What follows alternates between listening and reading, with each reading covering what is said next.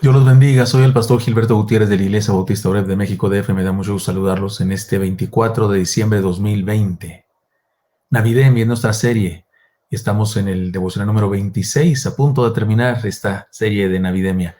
Que todo el mundo se contagie del amor de Dios, es lo que significa esta palabra inventada por nosotros. La esperanza eterna que surge de la crisis pasajera. Le hemos llamado a los devocionales basados en este pasaje de Miqueas capítulo 5. Leamos el pasaje base de esto. Pero tú, Belén, Efrata, pequeña para estar entre las familias de Judá, de ti saldrá el que será Señor en Israel, y sus salidas son desde el principio de los días de la eternidad. Ya dijimos que este destello mesiánico surge en medio de una crisis social, política y económica del pueblo. La nación se encuentra bajo el asedio de un poderoso enemigo que amenaza con destruir Jerusalén. Su rey ha sido humillado y la amenaza de dominio y muerte sobre el pueblo es inminente. Se trata de la consecuencia lógica del abandono de la fe verdadera y la práctica persistente de la idolatría. Diferentes clases de idolatría, por cierto.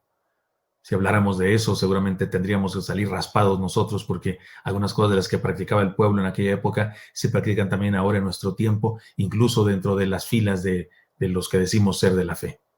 La promesa de parte de Dios, en donde se encuentra esta promesa mesiánica, es una prueba más del amor y la gracia de Dios para su pueblo, porque como dijimos ayer, esta promesa no surge de las buenas obras ni surge de la fidelidad del pueblo, sino a pesar de la infidelidad y a pesar de las malas obras. El texto clave de esta profecía es el versículo 2, que leeremos en cada devocional y que ya leímos y que ayer estudiamos, por cierto. Y debemos saber que se trata de un texto tan importante que se cita en el Nuevo Testamento en varias ocasiones, por ejemplo en Mateo capítulo 2, versículos 5 y 6, y en el Evangelio de Juan capítulo 7, versículo 42. Sigamos leyendo el pasaje y encontraremos las enseñanzas de hoy. El día de ayer leímos versículos 1 y 2 y los estudiamos. Pero ahora leamos versículos 3 y 4. Dice así: pero los dejará hasta el tiempo que dé a luz la que ha de dar a luz, y el resto de sus hermanos se volverá con los hijos de Israel. Y él estará y apacentará con poder de Jehová, con grandeza del nombre de Jehová, su Dios. Y morarán seguros porque ahora será engrandecido hasta los fines de la tierra. Miqueas 5, 3 y 4. Venciendo las contingencias de la vida, le hemos llamado a estas enseñanzas, es la segunda parte, y aquí la enseñanza de hoy.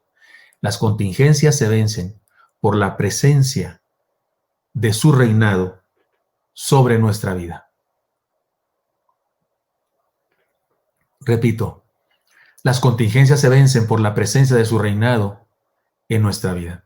Leamos el pasaje en otras versiones, este que ya hemos leído, versículos 3 y 4, en otras versiones. Por ejemplo, dice así: Dios nos va a abandonar hasta que nazca ese rey. Luego de su nacimiento, los que hayan quedado con vida se reunirán con los demás israelitas.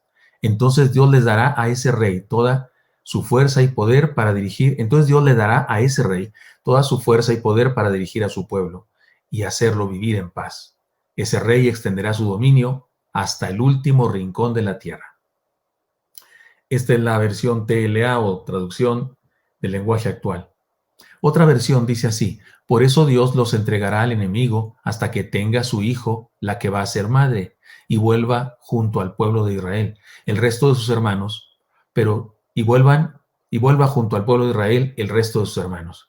Pero surgirá uno para pastorearlos, con el poder del Señor, con la majestad del nombre del Señor su Dios. Vivirán seguros porque Él dominará hasta los confines de la tierra. Esta es la nueva versión internacional.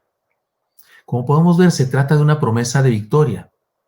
Se trata de la declaración de la llegada de un rey y un nuevo reino en donde el pueblo estaría seguro. Sin embargo, es evidente que la promesa incluye disciplina. El pueblo habría de sufrir por un tiempo, pero la señal de la restauración era precisamente el hermoso destello mesiánico del que estamos hablando. Pero los dejará hasta el tiempo que dé a luz la que ha de dar a luz. Podemos interpretar que la profecía hace alusión al tiempo del embarazo. Una persona Se embaraza y tarda un determinado tiempo para que nazca y algunos piensan que se trata de eso, un asunto temporal. Pero resulta mejor entender que se trata de un símbolo de renovación de la vida.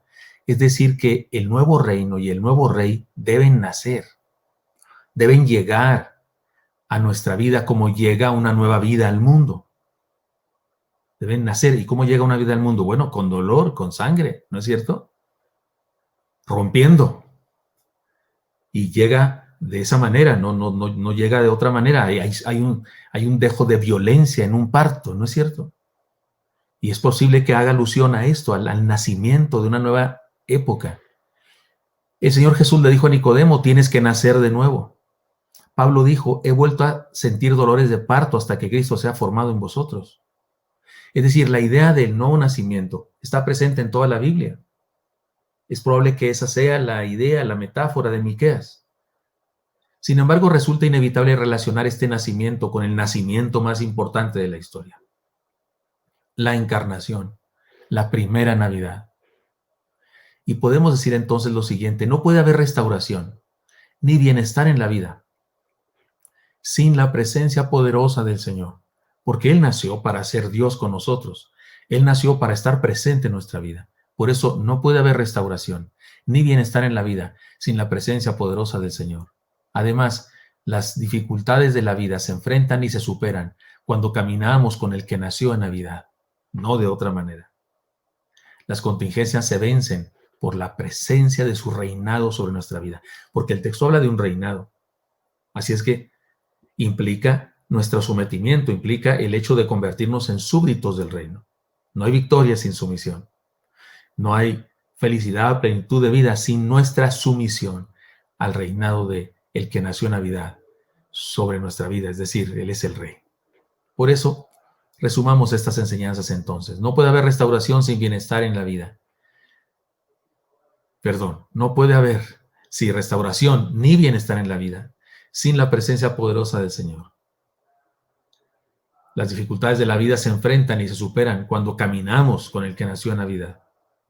Y las contingencias se vencen por la presencia de su reinado, de su autoridad sobre nosotros. Dejemos que el que nació en Navidad sea nuestro Rey, gobierne nuestra vida, nuestros sentimientos, emociones, pensamientos, actitudes, valores y principios. El ejercicio de nuestra vida esté sometido a su reinado sobre nosotros. Y así podemos enfrentar y vencer los tiempos difíciles, las contingencias de la vida.